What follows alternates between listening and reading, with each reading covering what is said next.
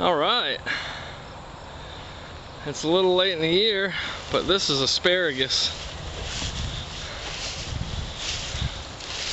A lot of people are familiar with this plant, but it can be hard to find when it's in season, which here in southern Michigan is generally towards the end of April or the 1st of May, because the part you eat is the small shoots as they're first emerging through the ground, and they're generally less than a foot tall when you harvest them.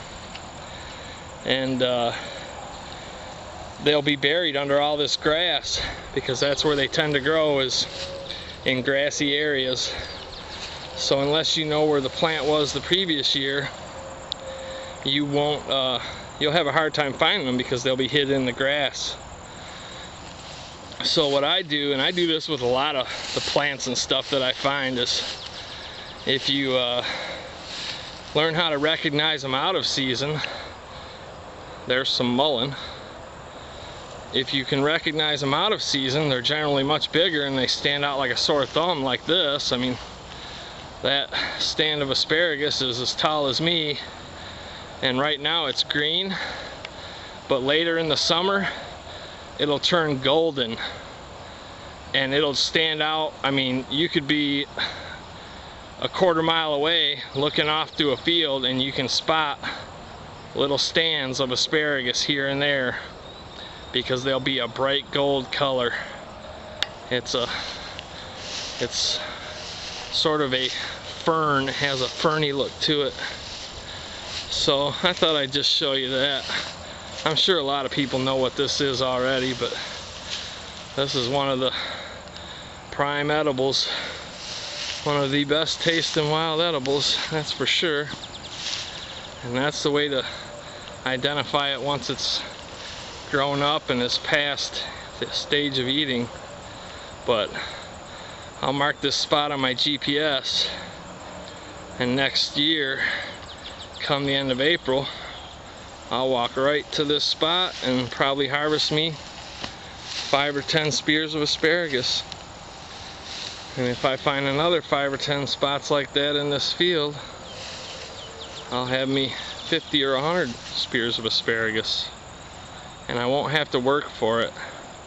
I can just walk right to it, right to the spot and pick it.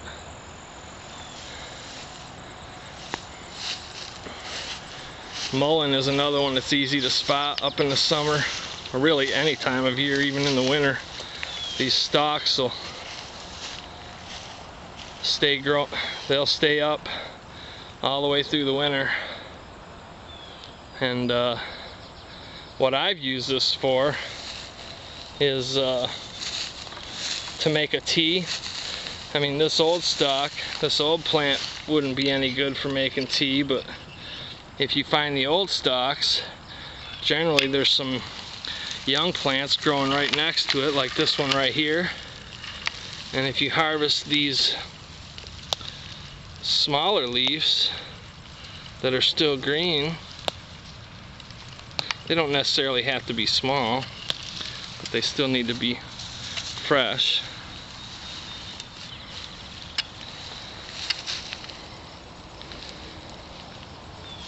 I just dry these up, make sure they're good and dry,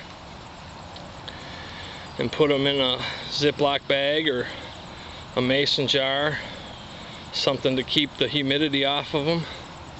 And you can use them just like you would tea, you know, crush them up and put them in a little tea bag, or they sell those little metal tea bags. I don't know what they're called, but they're metal, and it's like a filter screen that you put tea into, and you screw the top back on and dunk it in your tea. This is good. It's pretty good tasting tea.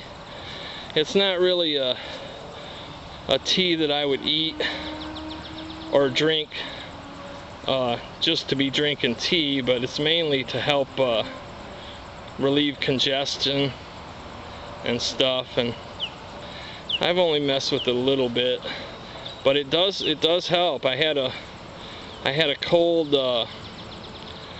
early this spring, and a sore throat and stuff, and I went out and gathered some of this and dried it and made a tea, and it actually helped, and it helped break up my phlegm and relieve the congestion. So I think it has merit as a plant that you should learn to recognize. It's very easy to recognize too.